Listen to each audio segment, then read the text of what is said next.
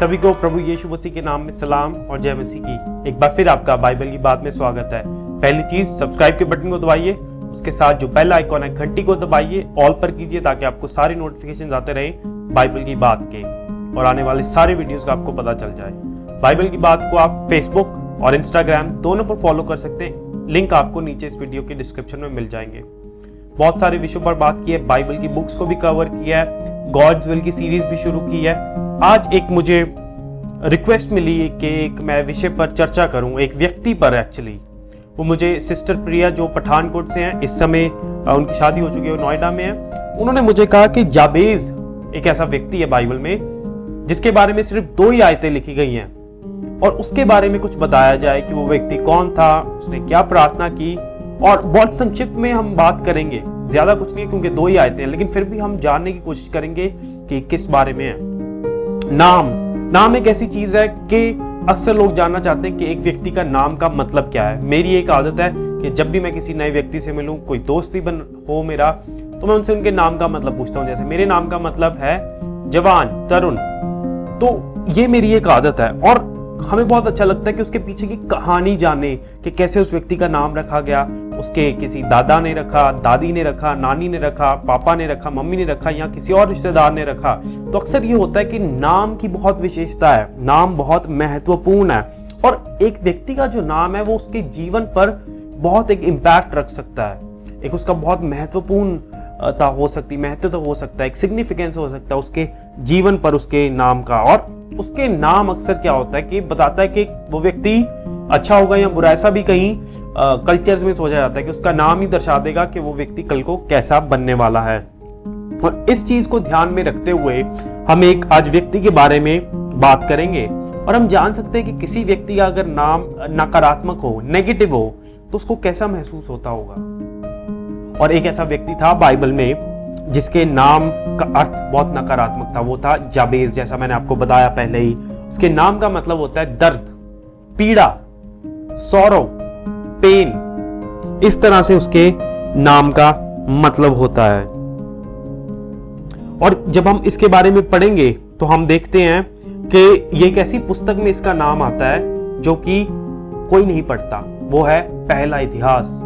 वो भी पहले इतिहास के पहले कुछ ही पन्नों में इसके बारे में हमें पता चल जाता है, जहां पर बहुत सारे नाम आते हैं, वंशावलियां आती हैं और कोई पढ़ना पसंद नहीं करता।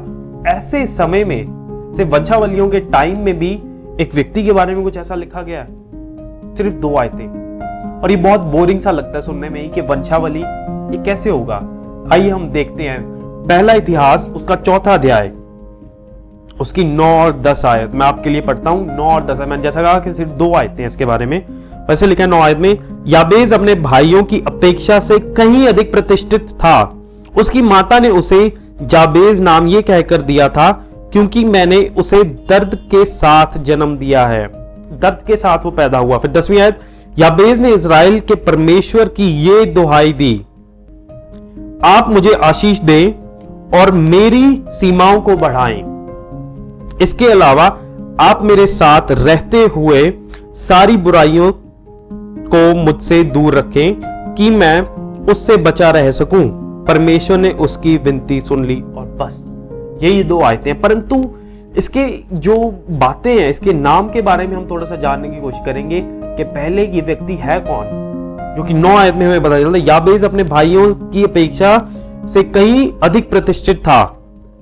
उसकी माता ने उसे याबेज नाम ये कहकर दिया था क्योंकि मैंने उसे दर्द के साथ जन्म दिया है। क्या आप सोच सकते हैं कि एक माता अपने बच्चे का नाम ऐसा रखे कि मैंने इसे दर्द में जन्म दिया है? ये पीड़ा है, ये दर्द है, ये पेन है, ये सौरो है, ये दुख है, ये तकलीफ है। और हम ये भी सोच सकते हैं कि ऐसा एक माँ क्यों करेगी।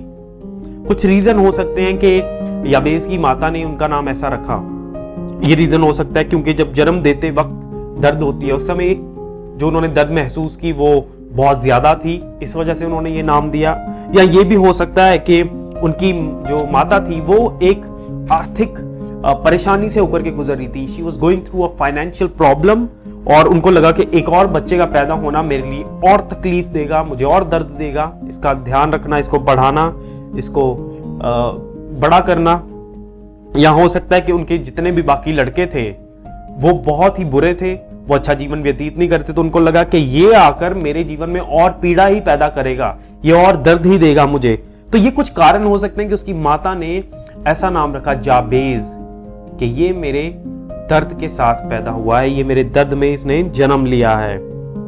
तो आप सोच सकते हो कि ऐसा नाम लेकर अगर कोई व्यक्ति पैदा हो रहा है जो कि पीड़ा है, दर्द है, शोक है, पेन है, सौरो है, तो वो तो पूरे समाज के लिए एक मजाक बन जाएगा, एक ठट्ठा का कारण बन जाएगा कि लोग उसका मजाक बनाएंगे। हमारे समाज में भी आज किसी का अगर अजीब सा नाम है तो लोग उस पर हंसते हैं, क्योंकि कईयों के नाम का मतलब भी नहीं होता, उनको अर्थ भी नहीं पता होता, तो लोग ये करते हैं। तो हम समझ सकते हैं कि वो इस चीज को सहन कर रहा होगा अपने जीवन में, जब वो बड़ा हुआ कि तू दर्द में पैदा हुआ है। और वो जिस समाज में जी रहा, जिसे मिडिल ईस्टर्न सोसाइटी कहते हैं, मिडिल ईस्ट जो इजराइल का जगह है, वहां पर क्या होता था कि एक व्यक्ति का जो नाम है वो उसका भविष्य भी तय कर देता था, कि एक व्यक्ति का नाम उसके भविष्य को बता देगा कि ये ऐसा व्यक्ति निकलने वाला है। तो वो यदि दर्द में जन्म लिया व्यक्ति है तो वो दूसरों को पीड़ा देने वाला ही व्यक्ति बनेगा।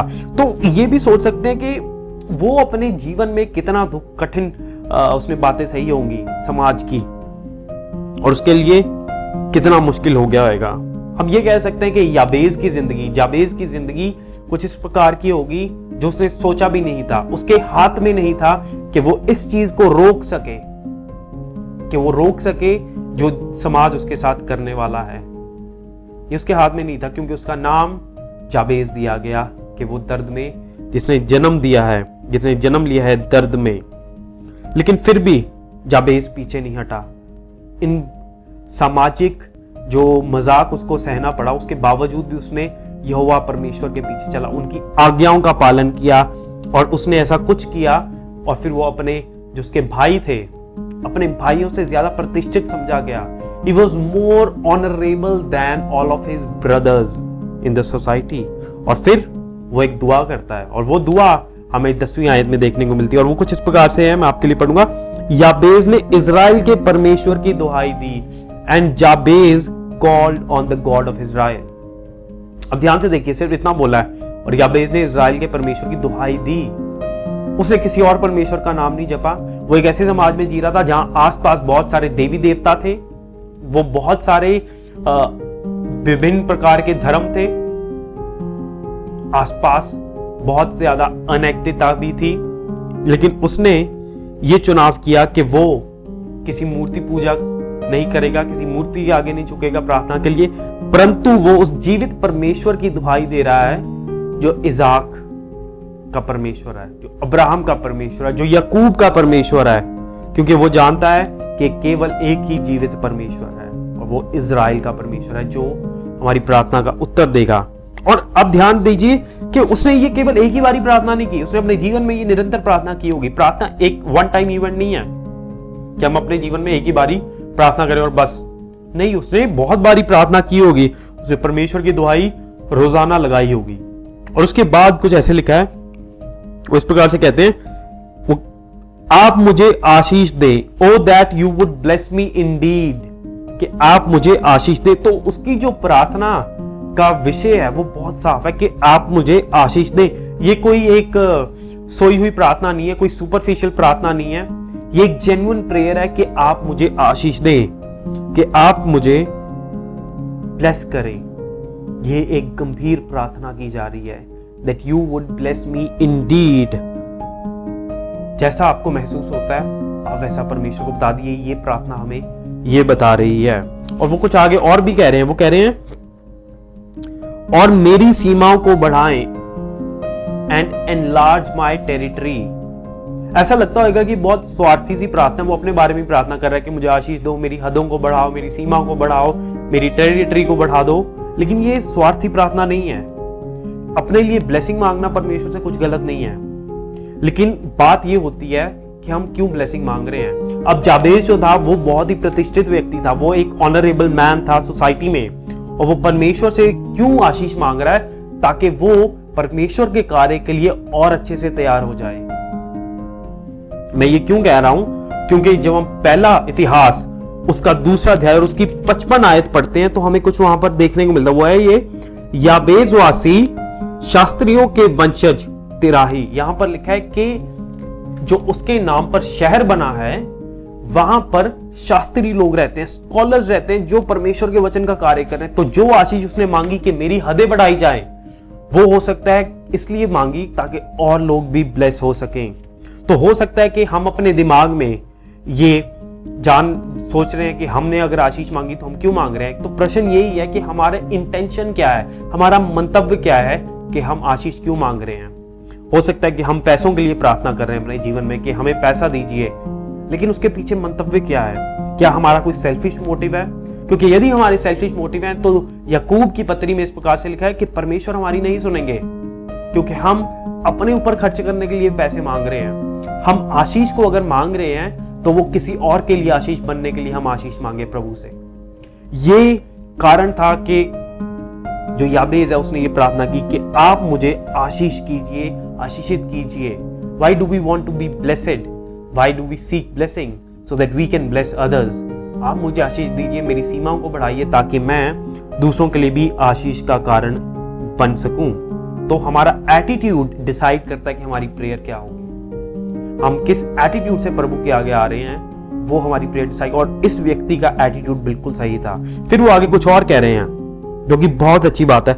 इसके अलावा आप मेरे साथ रहते हुए सारी बुराइयों को मुझसे दूर रखें और अपना हाथ मुझ पर रखें। दूसरे शब्दों में कह रहे हैं let your hand be with me. वो जान गए थे कि यदि मैंने इतना कुछ मांगा है परमेश्वर से तो मुझे परमेश्वर का हाथ भी चाहिए ताकि मैं उन सब आशीषों को अच्छे से प्रयोग में लेकर आ सकूं, so that I may be able to do well because I need God's guidance and I need wisdom from God। क्योंकि प्रभु यीशु मसीह ने भी ये कहा था कि जिसको ज्यादा दिया जा रहा है उससे ज्यादा लिया भी जाएगा। तो इसलिए अगर हमें आशीष मिली है तो उसका हम अच्छे से प्रयोग करें। प्रभु से हम विजडम मांगे, उनकी गाइडेंस मांगे। और फिर वो कह रहे हैं ताकि मुझ पर कोई भी बुराई ना आए, मुझसे हर बुराई से दूर रखें। And keep me from harm so that I will be free from pain. ताकि मैं उससे बचा रह सकूं, हर बुराई से बचा रह सकूं। क्यों?